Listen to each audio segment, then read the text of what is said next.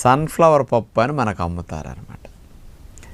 ఆ పప్పు నుంచే క్రష్ చేసి సన్ఫ్లవర్ ఆయిల్ బయటికి తీస్తారు.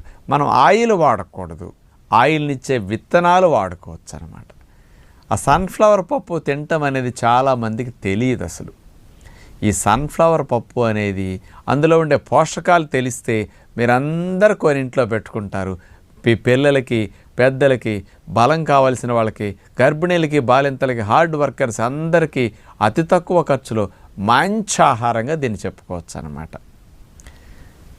మామూలుగా 100 గ్రాములు పొద్దుతిరుగుడు పప్పు తీసుకుంటేనండి అందులో 620 క్యాలరీల శక్తి.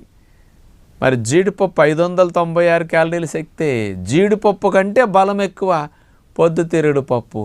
మరి రేటు జీడిపప్పు 800, 1000, 1200 దాకా కూడా ఉంటాయి కొన్ని మంచి క్వాలిటీ తీసుకుంటే.